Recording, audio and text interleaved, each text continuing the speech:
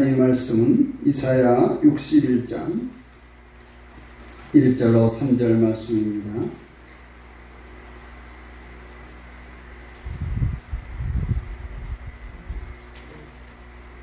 구약성경 이사야서 61장 1절부터 3절 말씀까지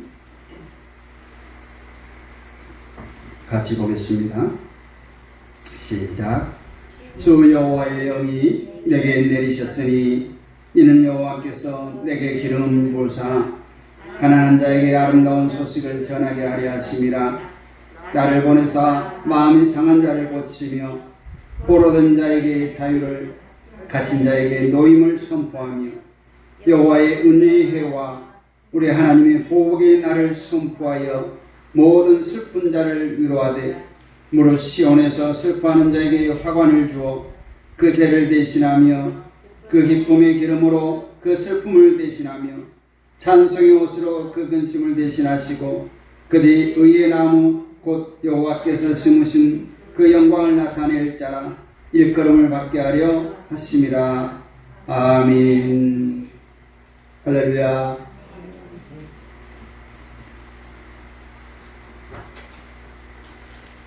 우리가 구약에 기록된 말씀을 복음이라고 잘 말하지 않습니다. 그런데도 구약에 보면 복음적 요소, 예언되어진 메시아의 복음이 처처에 숨겨져 있습니다. 오늘 말씀의 제목을 이사야서를 통해서 전하는 말씀이지만 복음, 구원의 기쁜 소식이라 이렇게 정해봤습니다. 정말 오늘 뉴스를 보면 기쁜 소식은 접할 수가 없습니다. 좋은 소식보다 나쁜 소식이 훨씬 많습니다. 코로나 바이러스로 인해서 국내뿐만 아니라 세계적으로 많은 사람들이 고통을 당하고 있습니다. 그럼에도 우리 그리스도인들은 항상 기뻐하고 쉬지 말고 기도하고 범사에 감사해야 합니다. 왜냐하면 나 같은 죄인이 주의 보혈의 능력을 힘입고 용서함 받아서 의롭다 인침을 받았기 때문입니다. 오늘 이사야 61장 본문은 구약의 메시아 복음, 구약의 기쁜 소식입니다.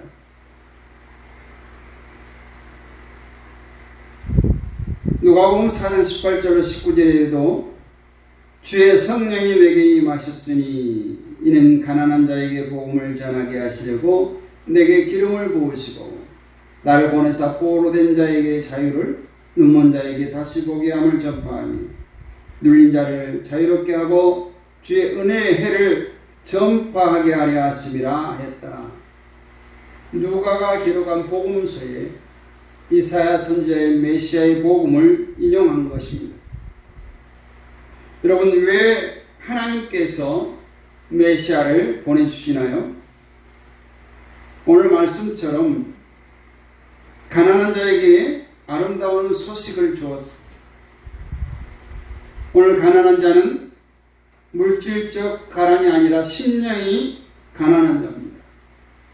다시 말하면 예수 그리스도가 꼭 필요한 사람, 예수 그리스도 없이 못 사는 사람, 예수 그리스도를 갈망하는 사람이 바로 가난한 자예요.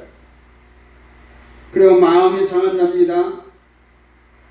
이 마음이 상한 자를 고치시기 위해서 우리 주님께서 메시아로 오신다는 거예요.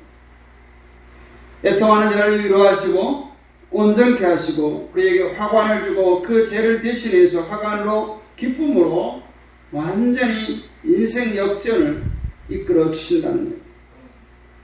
포로된 자에게는 자유를 주시는데 이것은 육신의 잉의 몸이 아니라 바로 죄악으로부터의 해방을 의미합니다. 눈먼 자에게 다시 보게 한다고 했어요. 그러나 그들은 자신의 눈먼 줄을 모르기 때문에 오늘 예수 그리스도를 볼 수 있는, 하나님을 볼 수 있는 그런 눈먼 자에게 다시 보게 하겠다, 이렇게 말합니다. 그리고 억눌린 자에게 자유롭게 하시겠다. 은혜의 해. 오늘 2절 말씀을 보면 우리가 좀 깊이 묵상해야 될 내용입니다. 여호와의 은혜의 해와 우리 하나님의 보복의 날, 은혜의 해, 보복의 날. 하나님께서는 징계와 축복을 하시는데 축복은 이처럼 1000대까지 하시고 징계는 3, 4대까지 하시겠다는 그 말씀과 일맥상통한 거예요. 은혜의 해, 한 해라 이 말이에요. 1년이라 이 말이에요. 보복은 한 날. 하나님께서 얼마나 자비로우신가를 오늘 나타낸 말씀이 오늘 2절에 숨겨져 있습니다. 이미 오늘 말씀 이전에 이사야 7장 14절에 보면 그러므로 주께서 친히 징조를 너희에게 주실 것이라. 보라, 처녀가 잉태하여 아들을 낳을 것이요 그의 이름을 임마누엘이라 하리라. 이미 이사야 7장에서 예수께서 이 땅에 오실 것을 선포했어요. 징조를 보여주셨다는 거예요. 그러면 이렇게 오신 메시아의 사명이 뭔가? 첫 번째는 고치는 거예요.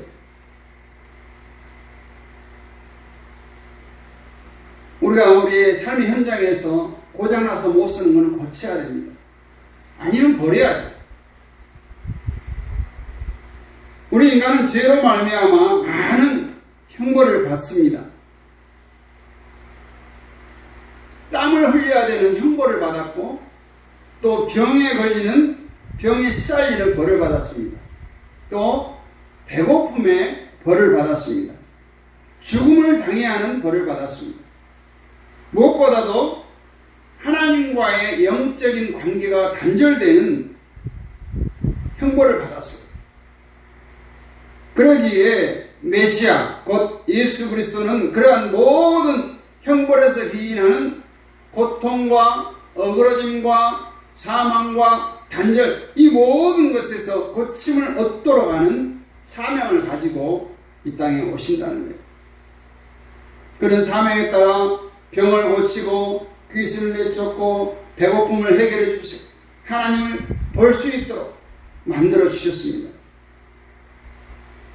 그래서 출애굽기 15장 26절 하반절에 보면 나는 너희를 치료하는 여호와임이라, 이렇게 말씀합니다. 하나님 이처럼 우리와 하나님과 단절된 관계 속에서 파생되는 많은 영적, 육적 고통을 고치시기 위해서 메시아를 보내주셨다는 겁니다. 두 번째는 자유케 하기 위해서 메시아는 오셔야 했습니다.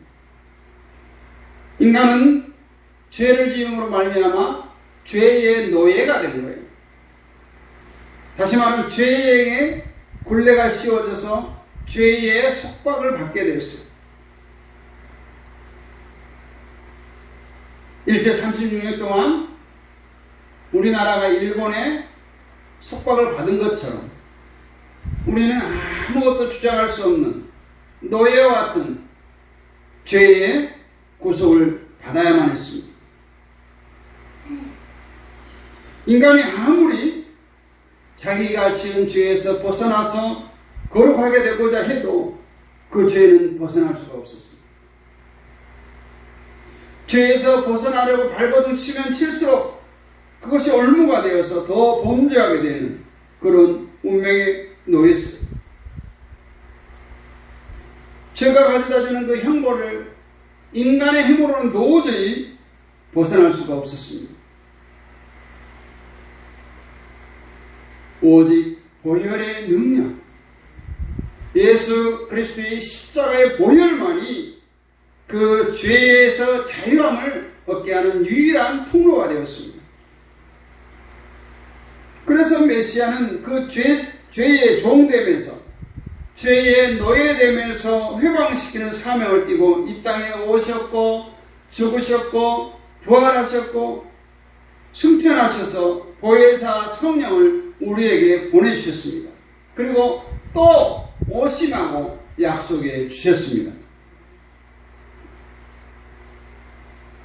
요한복음 14장 6절 말씀에 예수께서 이르시되 내가 곧 길이요 진리요 생명이니 나로 말미암지 않고는 아버지께로 올 자가 없느니라 했고요.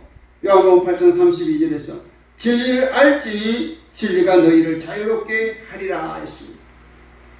이 진리가 바로 메시아입니다. 이 진리가 바로 우리를 죄악에서 구속해 주시기 위하여 십자가를 지신 바로 예수 그리스도라는 거예요. 그러므로 우리 진리 안에서 예수 안에서 자유함을 얻기를 원합니다. 세 번째는 메시아의 사명은 우리를 위로해 주시는 것. 우리는 아픔에 또 슬픔에 어려움에 처하면 누군가의 위로를 받고 싶어 하죠. 사람에게도 위로 받고 싶어 합니다. 그러나 인간은 범죄함으로 말미암아 말 그대로 심한 고통과 슬픔과 여러 가지 어려움 속에 놓이게 되었습니다. 이것은 인간의 위로로 해결될 수 없는 것들이죠. 그러다 보면 좌절하게 됩니다. 사람들이 이 세상을 살면서 아기다툼을 하는 것을 보면 사람들이 얼마나 큰 절망 속에서 사는 일을 볼 수 있습니다. 메시아로 오신 예수 그리스도는 그러한 그들을 위로할 사명을 가지고 오셨다는 거예요. 시편 86편 17절 보면 은총의 표적을 내게 보이소서. 그러면 나를 미워하는 그들이 보고 부끄러워하오리니 여호와여 주는 나를 돕고 위로하시는 이시니이다. 우리 이 세상에서 완전한 위로를 얻을 수 없어요. 다시 말하면 세상이 주는 평안과 주님께서 주신 그 평안은 완전히 질적으로 다른 것입니다. 그와 같은 아픔을 당하고 슬픔을 당하고 어려움 당한 자들을 찾아가서 그들의 짐을 덜어주고 그들의 고통을 제하여 줄 사명을 오늘 메시아가 가지고 오셨다는 것입니다. 그는 그래야 할 이유는 가지고 있지 않지만 하나님의 형상대로 지은 바 된 우리 인간을 사랑하기에 그 사명을 스스로 담당해야만 했습니다. 그리고 메시아의 사명은 우리를 예배자로 세우신다는 거예요. 만인 제사장으로 세웠어요. 구약시대 그리고 종교에 있기 전에는 레위 지파에 선출된 그 사람들만이 하나님께 나와 제사를 할 수 있었고 오늘 사제로 기름 부음 받은 사람만 성경 말씀을 볼 수가 있었던 시대가 있었습니다. 다시 말하면 극히 일부의 선별된 사람만 하나님께 나가서 예배할 수 있었다는 거예요. 그러나 예루살렘 교회가 세워지고 예수님께서 이 땅에 오신 뒤로는 우리 모두가 다 만인 제사장이 되었습니다. 모두가 예수 그리스도의 피를 들고 하나님 앞에 나아갈 수 있게 되었어요. 이 사실은 모든 사람들이 이제 메시아의 임재로 말미암아서 하나님께 직접 예배 드릴 수 있는 큰 영광의 자리에 나가게 됐다는 거예요. 옛날엔 제사장이 또 사제들이 대신해서 예배를, 나머지 백성들은 뭐예요? 그 제사장에게, 그 사제에게 나의 죄를 고백하고 고해성사를 했던 거죠. 이제 예수님께서 오셔서 모든 사람들이 예수 그리스도로 말미암아 하나님께 직접 예배를 드릴 수 있다는 이 사실, 참된 예배를 드릴 수 있다는 예배자가 되었다는 사실입니다.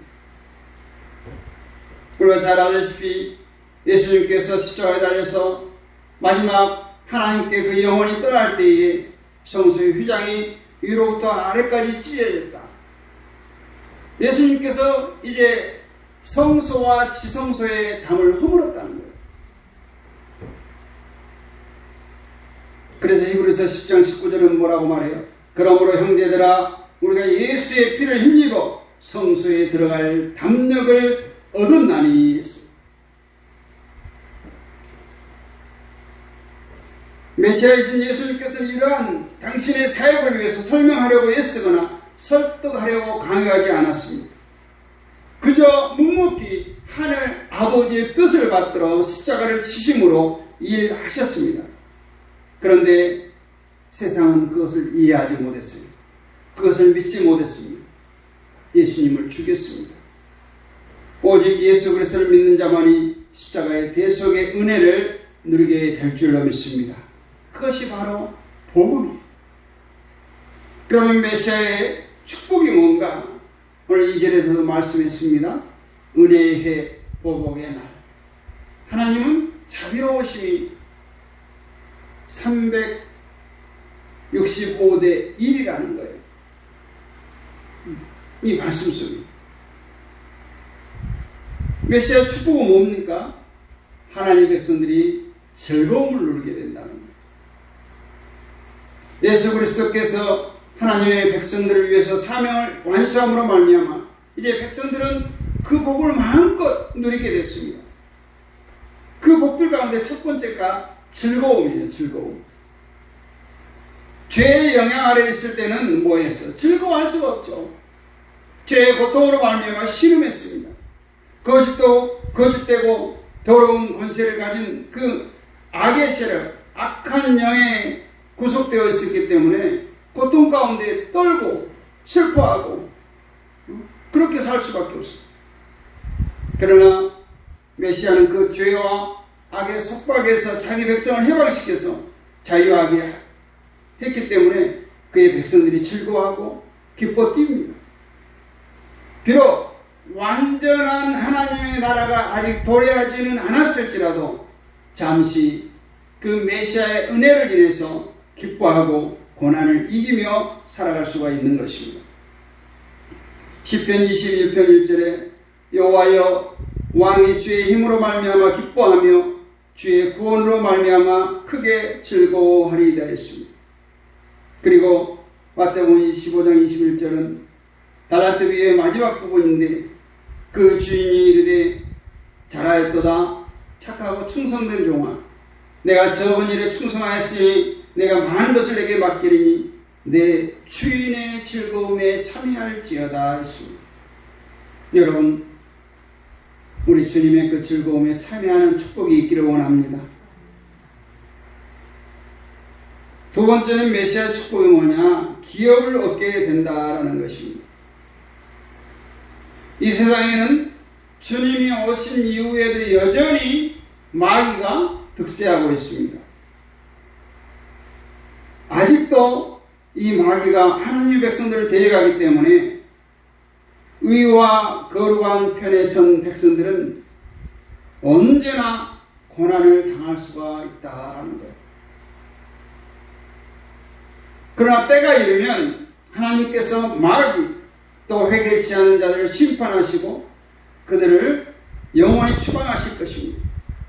그리고 이 땅을 새롭게 하셔서 새 하늘과 새 땅을 만드시고 모든 세계를 자기 백성이 누릴 터전으로 주신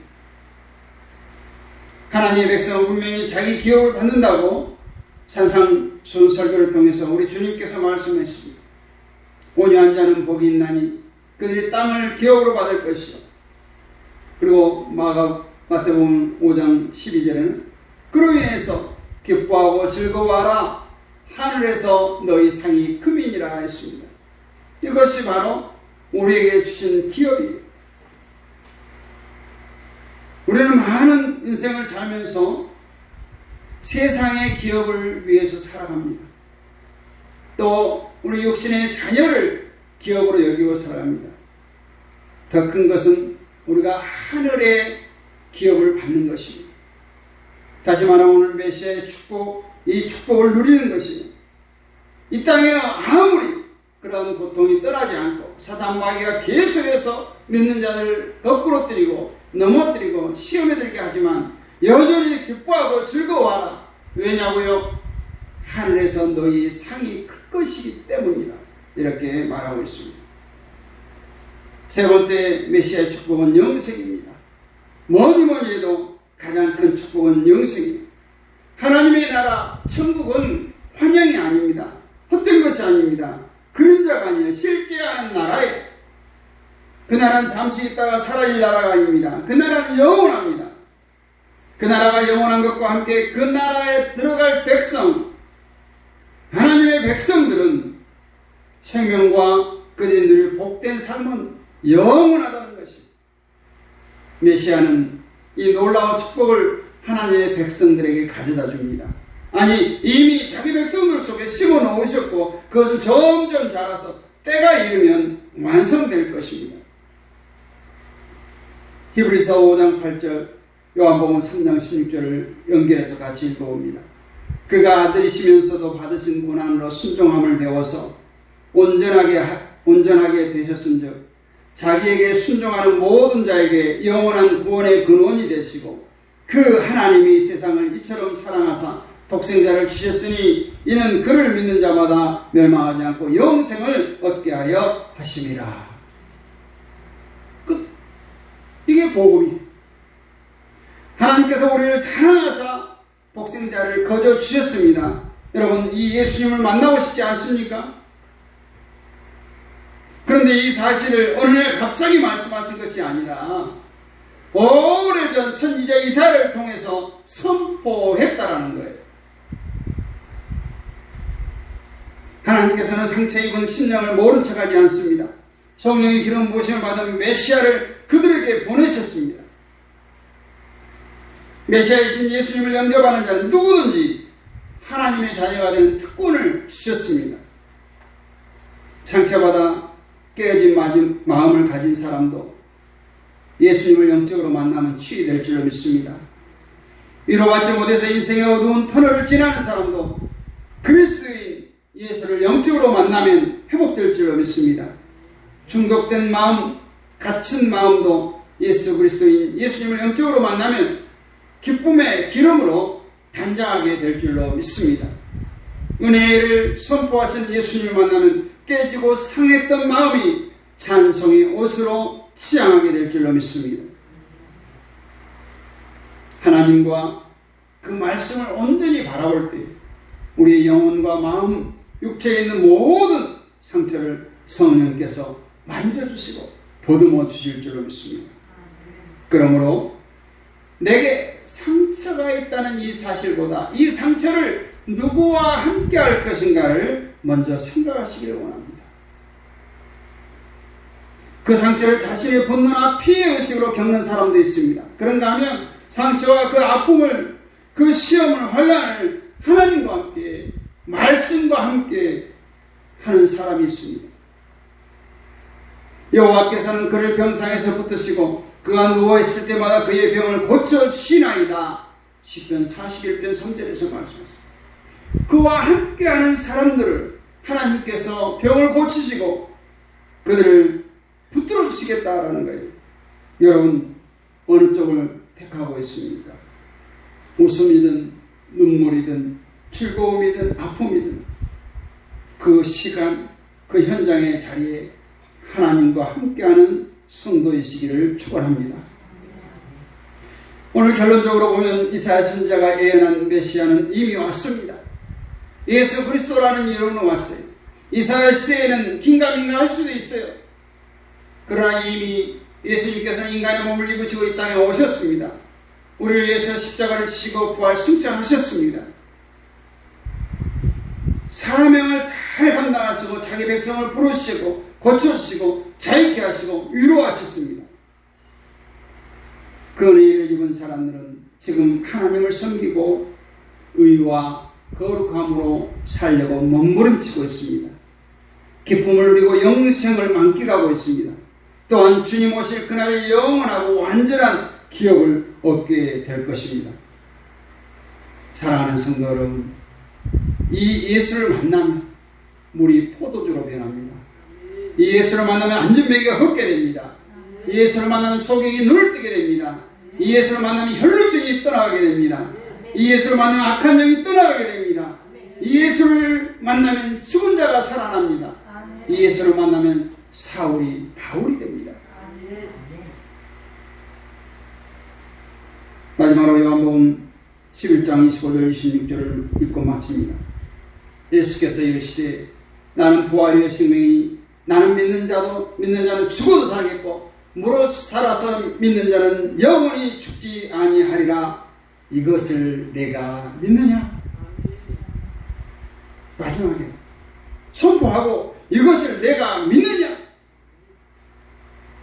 예수를 믿을 때 이 모든 부활의 능력, 영생, 기쁨, 이 모든 것이 저와 여러분의 것이 될 줄로 믿습니다.